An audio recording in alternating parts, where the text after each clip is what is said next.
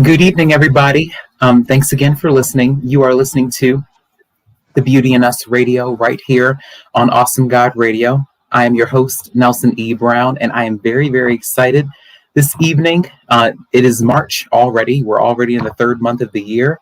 I know that things have been really, really hectic for people. I know that some of our students and some of our teachers have made it back into the classrooms this week. So after almost a year of being virtual with their learning and just with uplifting their entire, educational career. And, I think that it's just a great opportunity to introduce our guests to kick off Women's History Month. It's Women's History Month. And all month long, I'm going to have ladies on the show who are doing some really, really great work throughout their communities in different aspects of their lives. And so that they can so you guys can get an opportunity to get to know them and, feel encouraged by what they have to bring to the table. Because like I said, some of our kids are making it back to the classroom for the first time. A lot of parents have been under so much stress for the past year, trying to figure out how to educate their children in a virtual environment, all while keeping them safe, sound, and healthy. So my guest tonight, she's an author. She's a single mom's coach. She's a mental health counselor, philanthropist, relational speaker, empowerment coach, and she's a mom and a CEO of Young Men Strong, which is an umbrella organization that embodies her brand of bridging businesses, agencies, programs, organizations, and schools that focus on empowering, educating, and engaging African American boys and men through media, consulting, and mentoring. And her motto is, when we strengthen our boys and men, we stabilize our girls and women. So I want to welcome to the show for the very first time to kick off Women's History Month for the month of March, right here on the Beauty in Us Radio, Miss Nijaah Howard. Miss Howard, thanks again for agreeing to come on my show. And I know that you have a lot of great things to offer, to the show. So how are you doing this evening? Oh, Nelson, God bless you. Thank you so much for having me. Thank you for the Beauty in Us radio show. What a beautiful show. I'm just honored to be here. So thank you. Yes. And I definitely do appreciate you for agreeing to come on to my show and just being a part of this broadcast. It's definitely, a great opportunity for all of the listeners to listen in on what you have to bring to the table this evening. Now, I know that what you have to bring to the table this evening, I know that it's going to touch on the lives of all of us.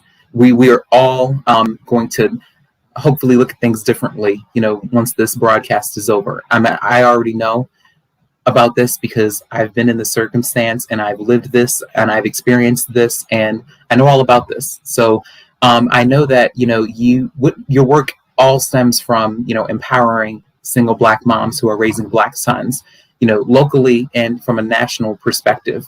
So I know that you've released your book, your first book. Is this your first book? It is. Raising John's Boy is my first book. Yes. So Raising John's Boy, this is your very first book. And I know that like I said, your work stems from,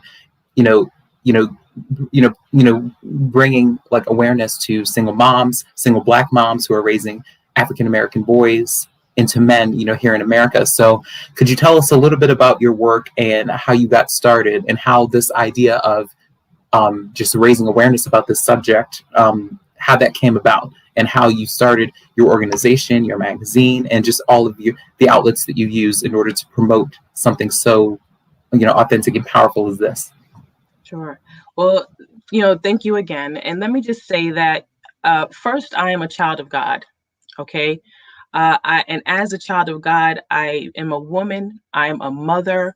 I understand what that looks like. I was a single mother for many years, all of my son's life. And so when I speak from the perspective of women, mothers who are raising sons, and not just African American mothers, but women who are raising African American sons in particular. And so I come from that angle. And normally when I speak on the impact of poverty and negative stereotypes in the single parent household and the mental health effects that it has on the mother and the son. And so as we're living in this huge patriarchal system, growing up while raising my son was very, very difficult. And, I've had many nights where I've had to make really tough decisions that impacted our emotional well-being. And so, just to share a little bit of my background and my story, I mean, I've gone through domestic violence. I remember the very first time my son's father, put his hands on my neck. My son wasn't even a month old. I had no idea how to even deal with that situation, because I had not come from an environment that embodied abuse or chaos and police and things like that. So I was very young and confused. And so at that time, domestic violence and intimate partner relationship just was not as advanced as it is today. It was like, well, what did you do wrong? And, well, there's no bruises on you, so there must be nothing wrong with you. So I had to endure what that looked like, and fighting the trauma of having someone who I cared about put their hands on me, and what that looked like. I also remember, coming home after our breakup happened, and I was immediately greeted with a bouquet of flowers, and someone saying to me, are you Nijaah Howard? And I said, yes. And this person said to me, well, you've just been served. And at that point, my son was about 4 years of age. I had no idea what that even looked like. So I remember telling the guy who served me, thank you very much. Because I thought that he was giving me a bunch of flowers. And in fact, when I opened up the paper, anyone who's knowledgeable about the court system knows that that was the beginning of my hell, if you will, because I had spent from that point on over 10 years in the New York City family court system, defending my character and protecting our son. And I watched this man who I loved, but I didn't like him. I loved him, but I didn't like his personality, but I did love him, and I chose him. And I watched how he manipulated the court system to control my life for over 10 years. So here I am, working 2 jobs, finishing up my education because I'm fighting for my future. And the court system and him didn't give a damn, excuse my French, about how this impacted my son as well as me in the midst of all of this, and here I am trying not to infect my son with all the anger, all the bitterness, all the frustration, all the stress, all the anxiety, all the depression, all the transgenerational trauma that gets passed down that we innately have as people of color. I'm trying my best not to spew all of that into my son, so that he doesn't grow up to be an angry Black man, if you will, right? And so I hustled my butt off, trying to be this mom who's trying to do her very best to hold up myself so I don't lose who I am, but also so I don't lose who my son is. And in the midst of all of that, I'm trying to eliminate stereotypes that I'm hearing grown men say, my brothers, they would make these statements that says, only a man can raise a man, or women cannot raise men. Have you yourself, Nelson, heard those statements? I absolutely have. I can tell you time and time again, how many men have said that to me and who have said that to my mom many times. And it's actually, to come to think of it, it's actually been more recent that, people have, well, men in particular, have made these statements, to me or to my mom about, how she's reared me today. And I honestly believe, and I've shared this with you, my father passed away 2 months ago on January 23rd. He was 52 years old. So what I struggled with for a very long time was just forgiving him for being absent from my life. And I was really angry about that for a long time. And I never got into any trouble. I was raised by my mom. She raised me by herself. I never got into any trouble. I was always a great student. I had perfect attendance from kindergarten all the way through 12th grade. I achieved everything academically. I was very, very active in sports. I had all of these accolades. I received community service awards. I've had an internship opportunity. I've written books. I've just accomplished so many things. And like I said, I have so many. I've gained so much, by me being who I am, by my mom rearing me the way she reared me. But again, professionally, it looks like I had everything all together and that nothing really bothered me. I had, my circle of friends, my small circle of friends to be there to support me along the way. I had, my mom's side of the family. A lot of them, supported me and the work that I do, and a lot of them still do now. And I had a couple of members on my father's side who supported me and, along the way. And we share a lot of memories since I was, a baby.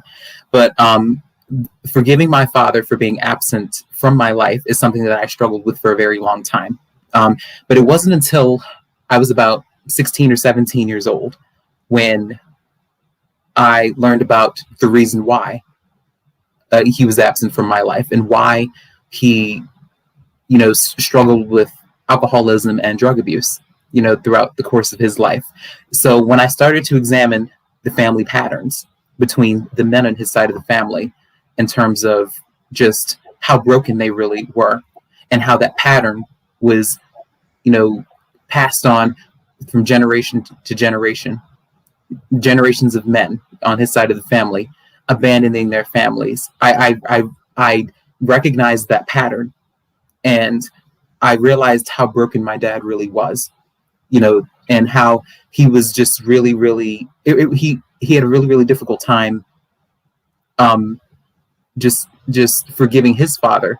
He was very angry with his father for abandoning him and his sister, my aunt, and my grandmother, and just the family, just totally just being estranged from them.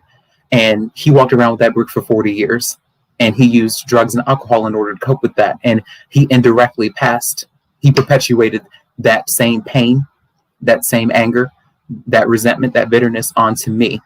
He indirectly did that. And I honestly feel as though, in his final days when, he was really, really ill, he suffered from epilepsy as a result of his drug and alcohol abuse for the past 10 years. And I think that during his last years, I think that, he wanted to be a part of my life. And I think that he wanted to get better. He just did not know how to do it because he had been estranged from me for so long. And the influence of others definitely had impaired his judgment in terms of what he felt like he should have done or what he could have done, because he was really, really smart. He had a lot of potential. And now that, he's with me now, just taking care of, because back in January, I took care of all of his arrangements.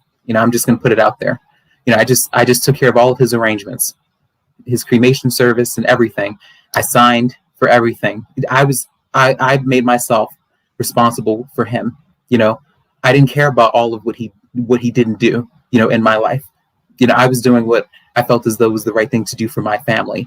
And a lot of people have just undermined the entire process and just him as a man in terms of all of the mistakes that he's made. A lot of people didn't really think that I was going to actually make that sacrifice because he didn't do the same for me in return throughout different portions of his life.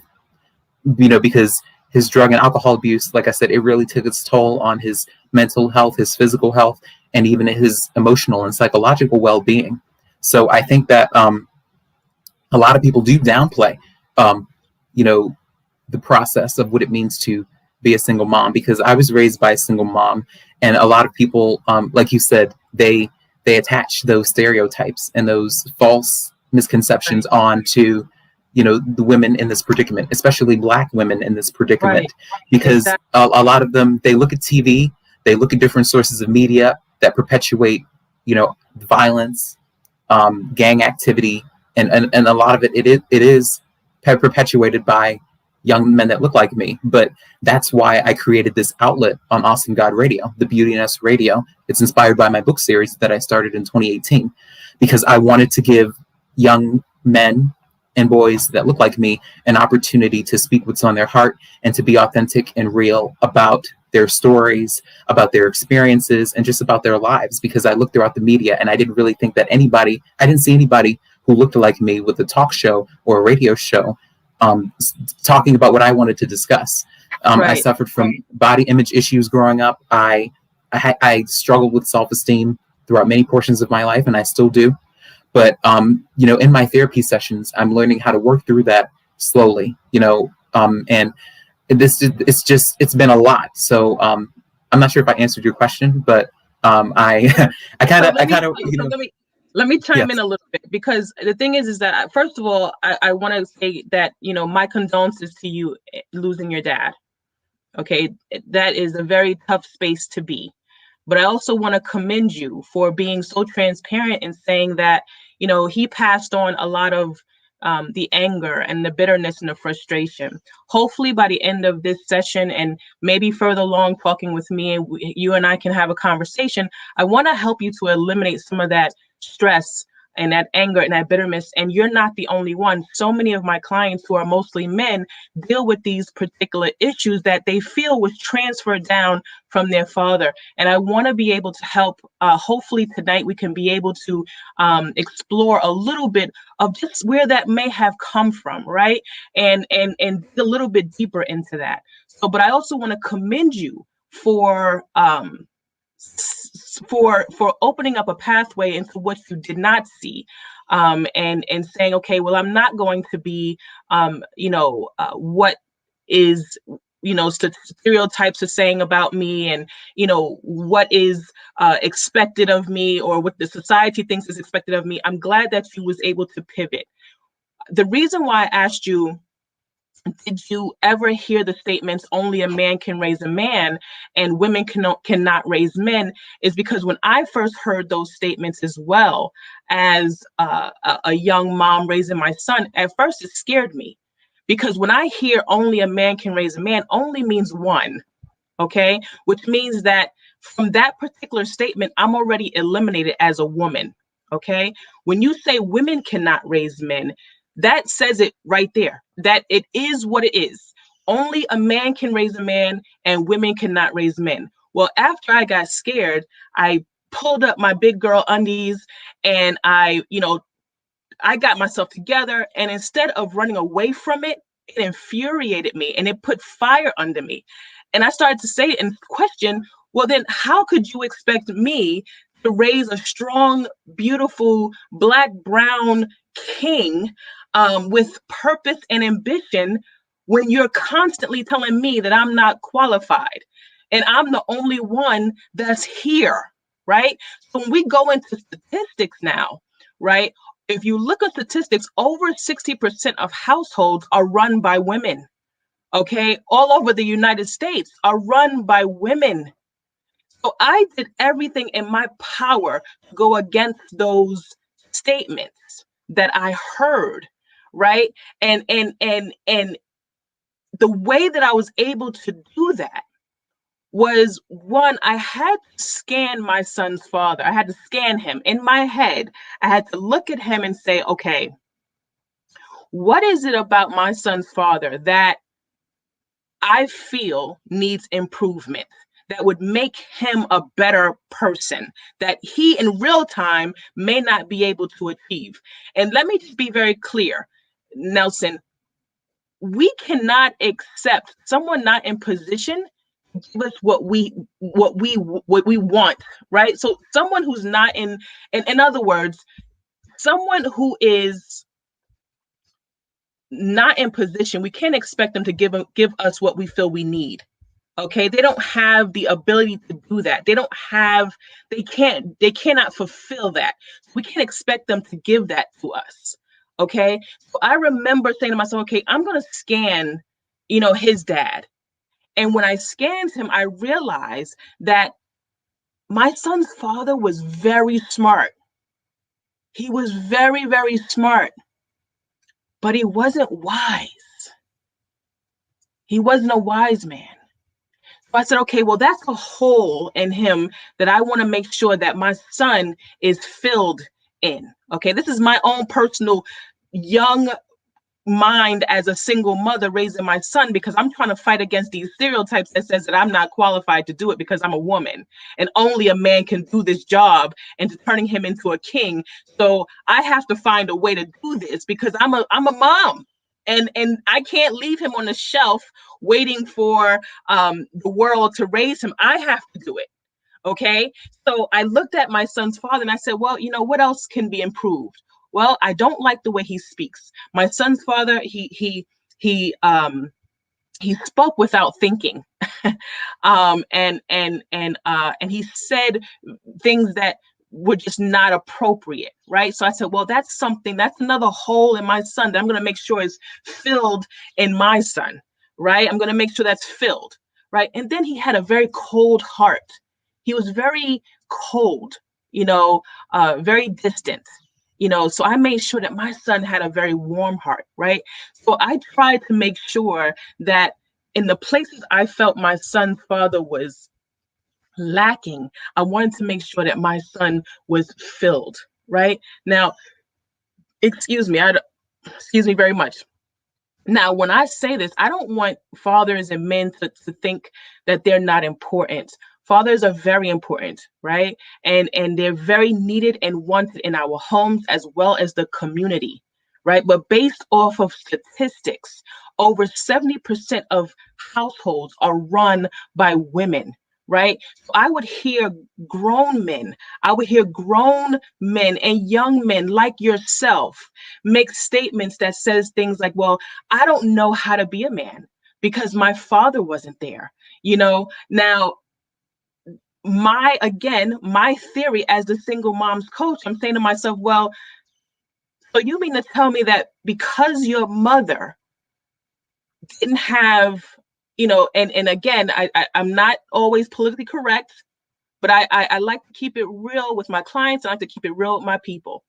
So because your mother didn't have a penis and she wasn't able to bench press 250 pounds, you mean to tell me you didn't see her? You mean to tell me that she is totally disqualified and banned from being able to raise you? So giving birth to you, making sure that you have food in your stomach, food in the cupboards, clothes on your back, making sure that you have every toy that you want. None of that meant nothing.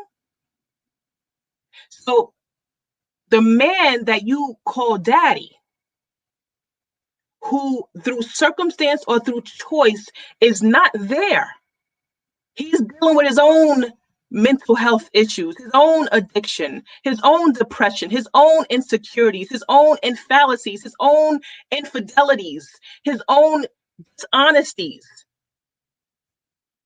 You put all of that, all of your power and your self-worth, you made that into your mind credible enough to make you into the man that you wish that you was. And I'm confused behind that because I hear so many men say, well, I'm not a man because my father wasn't there. But how could you put so much power into someone who wasn't there? So as a single mom, I translate that by saying that if you're broken because your father wasn't there, and society taught you how not to look at women and mothers because you didn't see them, then we have to ask ourselves, where does that leave you? Where does that leave you? So we can't accept someone who's not in position to give us what they don't have. So for all the men who were raised by single mothers, right now, who feels that they are broken because their father wasn't there, I want you to stop it I want you to stop blaming your dad. And I want you to take full accountability for not seeing your mother. Your mother is the one that's there for you. When I was raising my son, I made sure he kept his eye on me, on who's there. When it comes to Black men and Black males, we're always so focused on the outcome that we don't look at the income. What's going inside of our men? What's going inside of our young boys? And this is why I do what I do. This is why I wrote Raising John's Boy. I wrote Raising John's Boy, which is a guidebook for single mothers who are raising African American sons. I don't want single mothers to raise sons who grow up feeling half or incomplete or not whole because they're so busy looking at what they don't have versus focusing on what they do have. I want to combat, and this is what I do when I have my educational classes with my mothers and my sons. I'm helping to combat the cognitive distortions in our young men so they can begin to actually see their mother, see her, see the work that she's investing into you day in and day out. I want young boys to live in the moment. Live in the moment and appreciate what you have. Don't focus on what you don't have. And that is what's going to create a sense of wholeness in our young babies.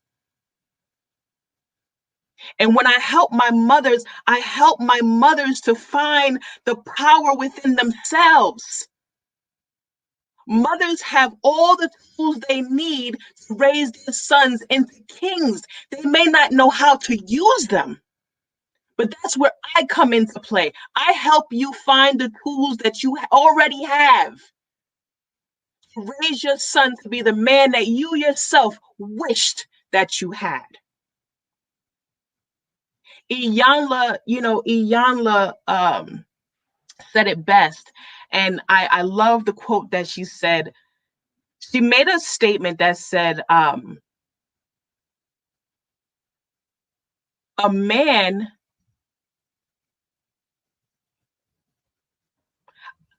is who his mother makes him to be. A man is who his mother makes him to be. Okay? A man is who his mother makes him to be. But I added my own 2 cents to that, and I hope that she's okay with it. But I wanted to add my own 2 cents to that. And what I finished that off by saying, and a father gives his son the choice to be. So a man is who his mother makes him to be. A father gives his son the choice to be. So as sons grow up in a single parent household, the father has given you a choice to be. You can be what he is, or you could choose to be what he isn't as you grow up. But I know when it came to my household, I did not give my son permission to focus on what he didn't have. You focus on what you have. And that is not to put down fathers. That is not to devalue fathers, but that is certainly to lift up mothers to let you know that, yes, you can. Yes, you can. Yes, you absolutely can. So these statements that we have that says only a man can raise a man or women cannot raise men, we've got to eliminate those statements. We've got to get rid of them. Because there's a whole lot of men who are raised by women and are amazing, like yourself, Nelson, and like my son, and so many other scholars like President Barack Obama, and so many others. But we really have to stop, making this world, this patriarchal system that we live in. These statements, they can break down a family. They can make women feel like they're not enough and they're not qualified. You don't have the tools.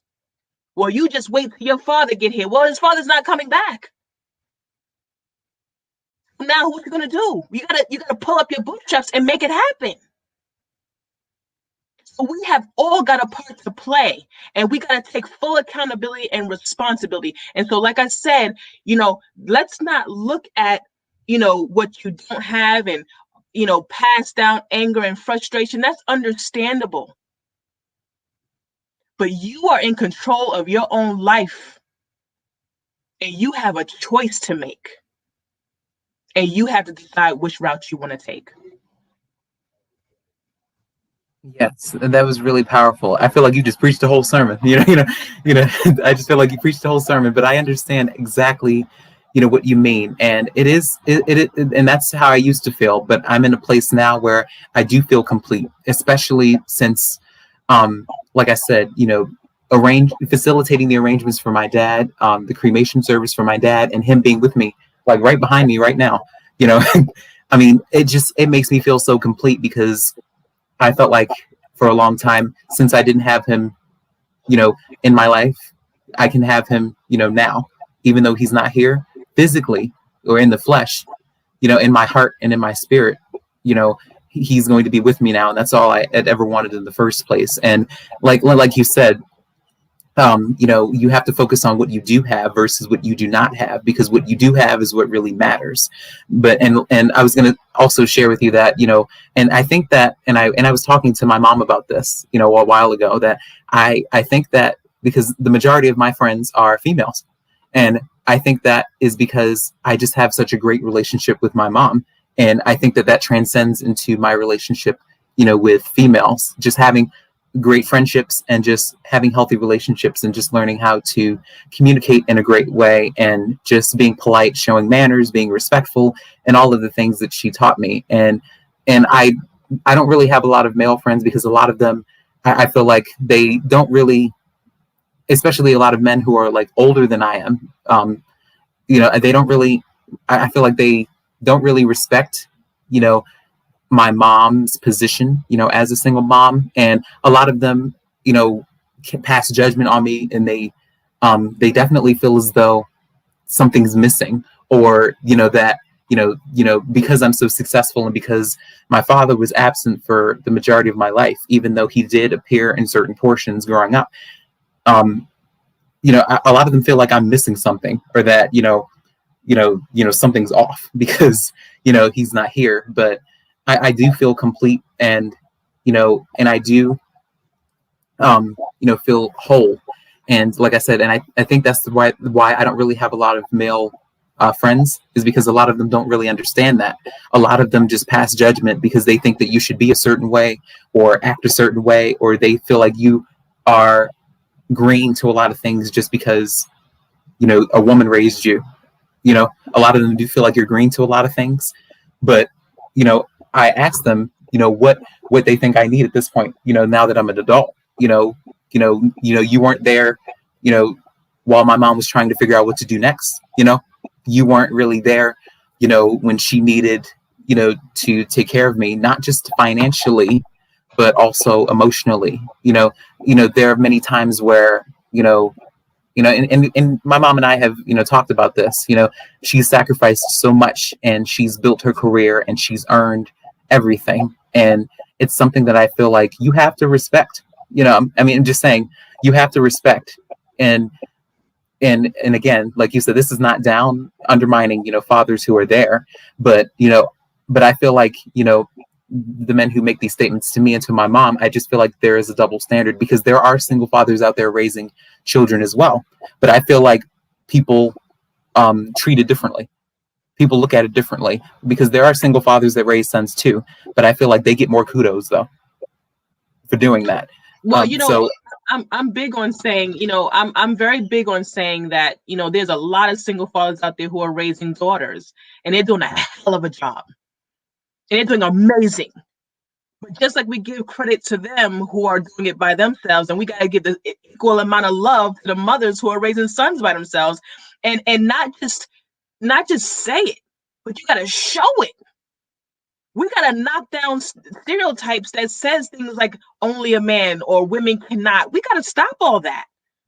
Because when you are putting women in boxes like that, you are limiting us. You are making us feel like we can't. And then if we're the ones who are rearing this next generation of men, then if we're broken, then what do you think we're going to end up speaking and pouring into our sons? Brokenness. So now we have a new generation of young men who grow into men who are broken. They might wear a suit and tie. They might be able to read a book really well, but they're broken. They're an empty shell. And so to prevent that from happening, we have to strengthen the ones who are primarily in the home, raising them. And that's what I do. Yes, and like I said, everything that you shared this evening, like it's so profound and it's so true. A lot of people don't like to discuss these subjects. A lot of people go years and years and years, like with that same anger, that bitterness, and that frustration. But a lot of people don't like to address things. A lot of people like to walk on eggshells, and when they don't like to acknowledge problems, they're in a state of denial where they don't want to face reality, and they don't want to talk about things that make them uncomfortable or make the other person uncomfortable. But like you said, the accountability needs to be there, and it comes from a place of love. It's not coming from it shouldn't come from a place of you being defensive about it. Everything should come from a place of love. So when someone tells you or shares with you how they truly feel, I think that you just need to take a step back and listen. And a lot of people, we definitely need to do a better job at listening to each other's experiences, acknowledging them, and just learning how to move forward in a healthy manner. And a lot of people who are broken, a lot of families that are broken, and a lot of families that are divided, they just don't know how to communicate well. And I think that, the absence, of your father, in a sense, as a son, I think that, you have to forgive. Forgiveness is a huge piece. And that's something that I learned. And forgiveness doesn't come easy. Forgiveness does not come easy. It's very, very difficult to forgive. I know it took me probably close to almost 7 years to forgive my son's father. That's a very long time. But you have to give yourself time. You cannot jump back into a relationship as a broken individual. And how many people do that? Because they haven't healed from the relationship previously. Give yourself time to forgive. And there's one of the ways that I was able to learn forgiveness, and this is something that I share also with a lot of my clients, is one of the things that I was able to do was when I stopped expecting things from my son's father, when I stopped expecting him to make me happy, for him to do for our son, when I stopped expecting, that's when the forgiveness was able to capture, because I was able to let go and not put so much expectation on what I knew he wasn't able to do. That means that I was freeing myself from the depression and the anger and the stress. So by freeing myself from all of that, I was able to forgive it and just let it go. I understand your limitations and I'm going to let it go. I realize you can't do this. I'm going to let it go. I realize that, you don't have the ability or capability right now or in position to give to me what I was hoping that you would. And so therefore, I'm going to let you go, and you have to learn to let it go, and accept people for really where they are and what they're able to give you back. One of the things you mentioned earlier, which I thought was so profound, and this is actually a study that I'm going to be working on right now with a bunch of clinicians, is that it's very interesting to me how many men feel that men who are raised with mothers are less a man because they were raised by a woman. And I am here I'm going to be doing a study. And for anyone out there who wants to contribute and participate in this study, I'm more than happy to hear what you have to say. But I'm doing a study because I think it's very interesting that we knock down these these thought processes that one man is better than this man, and either you're a man or you're not. Period. And so when we have all these, well, you're more of a man or you're less of a listen, stop it. Either you're a man or you're not. And so we have too many of these thought processes that, oh, when you was raised by a single mom, then you're less of a man. Now look at the psychological impact that could have on a young man, to think that he's not enough because because he's raised by a woman and not a man. Right. So just think about the impact this could have. And that's why it's so important that we knock down these negative words, because this is what destroys or breaks us. And the Bible says the power of life and death is in the power of the tongue. And if we just say whatever we want to say, you can either make or break somebody. Yes, and that's a true statement, because a lot of people don't understand how their words impact others. And like I said, there were many men, that have made statements that were very chauvinistic and very degrading towards me. Men have said that to me, and men have said that to my mom. And like you said, it just downplays, the sacrifice that she makes and that other moms make for their sons. And I think that everybody has to learn how to move forward in a healthy manner, and just respect things, and to just respect everybody else's circumstances, because everybody it's okay. It's okay to learn things from others, and to sit down and speak with others.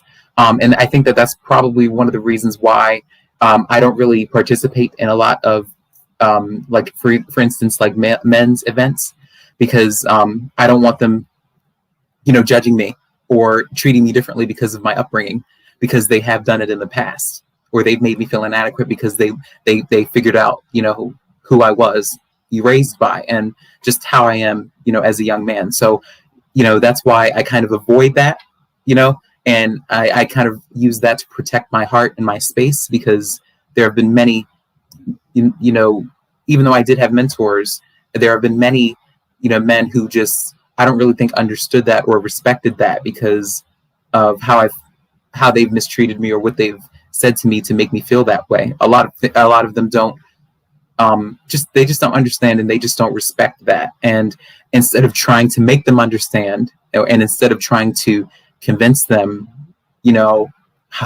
like you said, how much of a man I am, I just stopped doing that. Stopped explaining myself, and stopped, standing up for myself, because I don't owe them anything, because I am who I am, and that's just how I am. And you either take it or leave it. And if you choose to leave it, I just move forward. So that's what I've learned, throughout this entire process too. Just, this is just how I am. This is my mom. She raised me by herself. She did a great job. This is how I am. This is who I am. I'm the person who I'm going to be, either take it or leave it. And a lot of them have just chosen to leave it, I guess. So it's not my job to explain anymore, so I don't have to explain myself constantly to somebody who doesn't understand, Right. these circumstances. So that's what I've learned throughout the process. That's right. And you shouldn't have to. You shouldn't have to justify your manness for another grown person's choice to be out of the home. So that's out of your control. But what should be done is appreciating your mother and honoring her for the work that she did to invest in you, to make you into who you are. And that's what I love so much about being a woman, right? Being a woman is just, we're just a beautiful, women don't just give life. We breathe life into our children, into the universe, into the atmosphere, and when you disrespect a woman, when you put down a woman, when you devalue a woman, you're destroying the universe. And everything that you put out, you can guarantee is going to come back to you. All that negative energy is going to boomerang right back to you, And when I look at the struggle of a Black woman. And I always, I don't like to make it a color thing all the time, but the Black woman's struggle is so real and so deep on so many different levels that we have to give credit where credit is due and validate our queens. And Black women are the epitome of queendom. And it's important that you understand your position as a woman and as a queen, that you can be able to receive from the universe the feedback that you deserve and that you desire. And so, so it is important that we do the work into our sons and into ourselves so that we don't fall victim to all the negative stereotypes and the ill boxes that everybody wants to put us through. And so it's very important that we know how to do that. Yes, absolutely. And I wanted to ask you, because I know that you have, your book Raising John's Boy with you, and I know that you have, your magazines behind you. So could you tell us a little bit about your magazine, and also about can you read an excerpt from your books to give people a little taste of what your day looks like, and what you promote every day? Sure. So this is the book. Make sure you guys can see it. Raising John's Boy. And so this book was created out of love. A lot of people say, well, how long did it take? To be very frank and honest with you, it took a very short while, because it was like I was a single mom who had a lot to say. There was a lot of, it was almost like God just kept pouring into me, and within, all I had to do was turn it into a book, but I was journaling every day. So I want to share an insert from Raising John's Boy called Never Settle for Less. And I'm going to read it really briefly. Have you ever gotten so tired of being single that you contemplated settling for less than what you know you deserve? Of course you have. The struggle is real, girl. Plain and simple. Don't do it. Just wait it out. Your man is coming. Just continue growing you. And when God and you are truly ready, he will be there. In fact, he may already be there. He's just waiting patiently in the cut for you. But I do know that when he shows up, it will be right on time.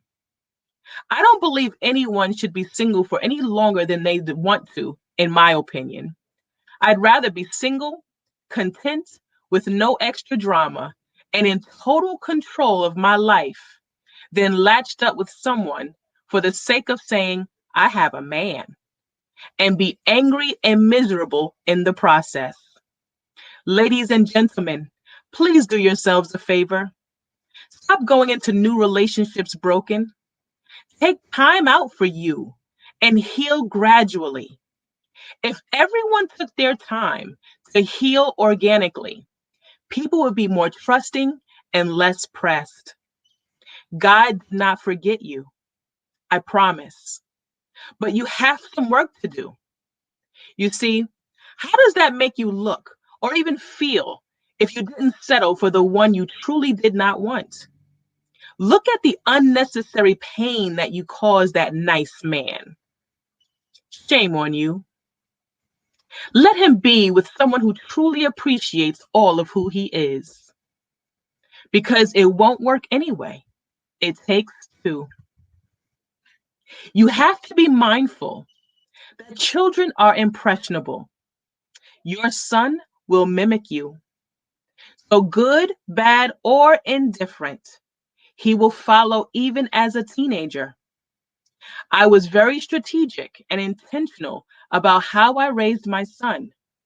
I wanted to be exclusively someone's for a very long time, but every participant seemed unready, unqualified, or demonstrated poor conduct. I chose to be happy and whole. And that's an insert from Raising John's Boy, I want single moms to not rush to jump into a relationship. sometimes we so want the companionship, the love, the relationship of being held and valued and appreciated.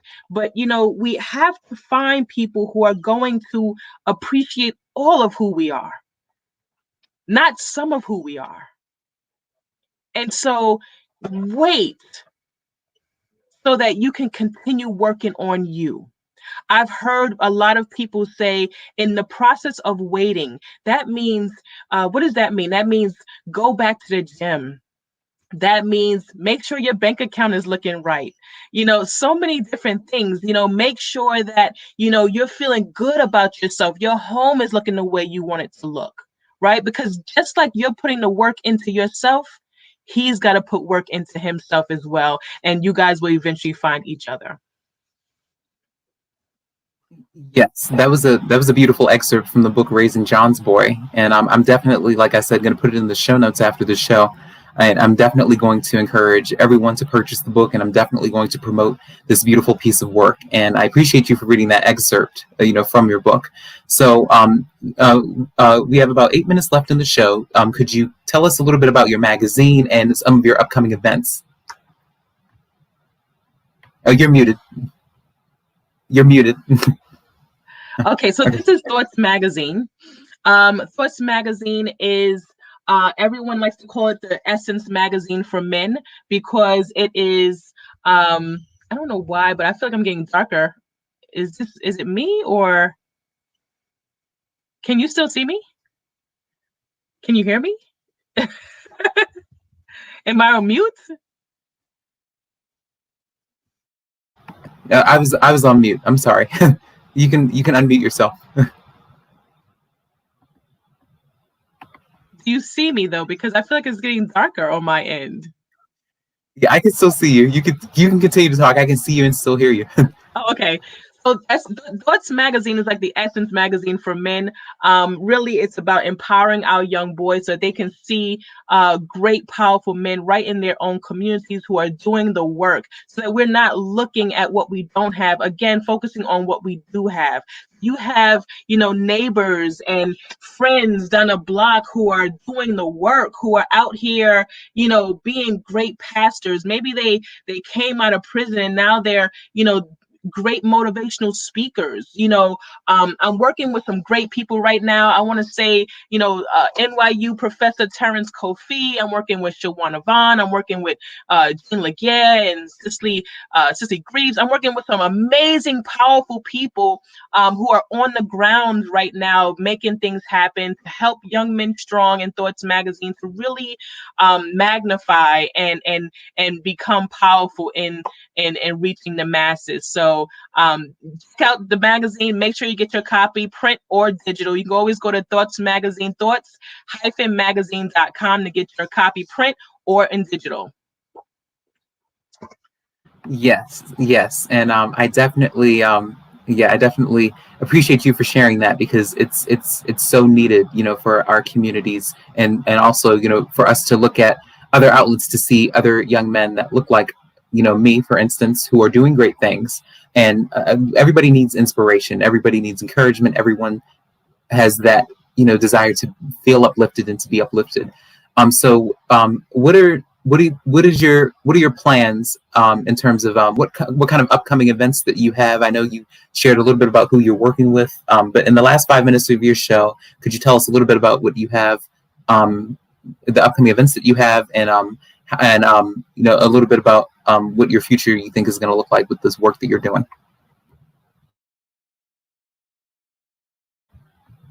Oh, you're on mute. Sorry.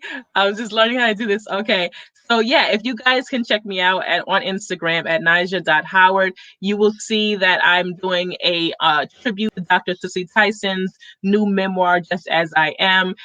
She is an honorary doctorate from my alma mater, Nijaah College. And one of the things I'm doing for Black History Month is honoring her and recognizing her and making sure that she gets the acknowledgement that she deserves as an ancestor. So the Worldwide Association of Small Churches Christian Digital TV, I'll be discussing the book and how this book has ignited a new meaning of self-love and acceptance. So please check us out March 8th on, again, Worldwide Association of Small Churches Christian Digital TV. You can always go to my my post on Instagram to see the flyer for that. Also, March 9th, I'm going to be with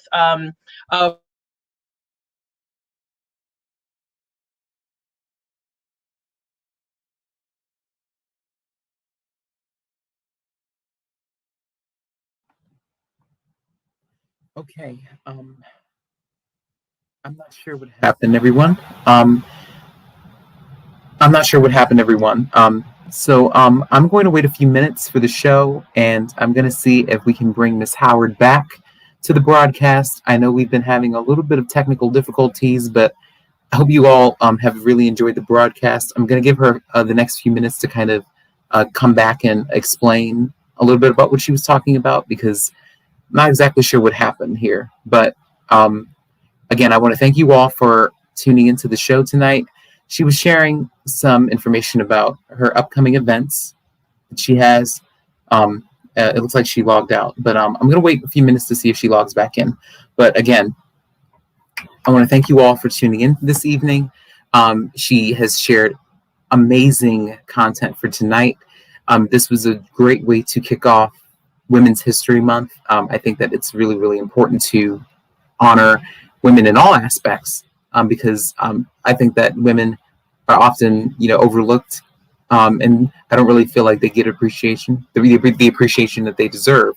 And with our topic tonight, we had an opportunity to just examine what things look like from a single mom's perspective, and more importantly, and probably more specifically, a Black single mom's perspective, as she raises an African American boy into an African American man or Black man by herself. So I want to thank Miss Howard for joining the broadcast.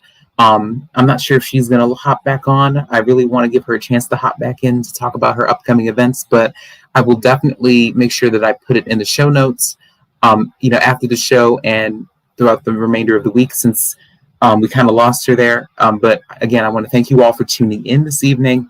I want to thank you all for just listening to this broadcast. You guys have been amazing supporters. You guys have followed my show for the past 5 months. This is month 6 now, so we're going into month 6 of the Beauty in Us Radio right here on Awesome God Radio. And again, I appreciate all of you for tuning in every single week.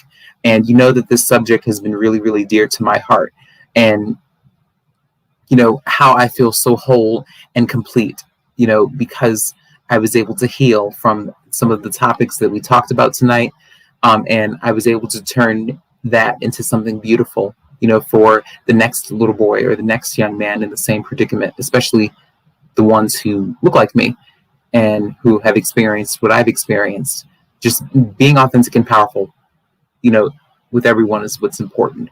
So next week on the Beauty in Us Radio, we are going to have Anne Arundel County Councilwoman, Miss Lisa Rodvian, with us to talk about her work in the Anne Arundel County's council as a councilwoman. And she's also going to give us a little bit of insight. Okay, this is Ms. Howard emailing me. She's going to, we're going to follow up on this. So I'm going to schedule her for another interview. I'm going to figure out how to do a part 2 of the Beauty in Us Radio with Miss Nijaah Howard, the single mom's coach. I'm going to schedule a part 2. So this is not over. So again, I want to thank you all for bearing with us. Her computer ran out of juice, so her computer died on her. But again, she's going to be back. I'm going to schedule her for another broadcast. But again, I want to thank you all for tuning into tonight's show. I want to thank you all for being loyal supporters. I really appreciate you all. I'm so blessed with your support. And again, next week on the Beauty in Us Radio, we are going to have Miss Lisa Rodvian from Anne Arundel County Council. So she's a councilwoman with Anne Arundel County's council, and she's going to be talking about her work, what's on her agenda for 2021, and she's going to talk about her career as an educator and as an attorney and how she got to where she is today. And again, this is Women's History Month. So all month long, we're going to have ladies on our show who are doing amazing work and who have amazing careers and who are just making moves and just being bosses like they are. So again, I want to thank you all for tuning in. Make an appointment to meet me back here on the Beauty and Us Radio, right here on Awesome God Radio on March 9th, 2021 at 6 p.m. So this is me signing off. I will see you next week. And make sure you like and subscribe, and make sure that you leave your comments down below. I really would love to hear you guys and what you think about this broadcast, because it means so much to me. And I know that it means a lot to you too. So take care, and I will see you all next week. And again, we're going to have a part 2. This is not over. This conversation is not done yet.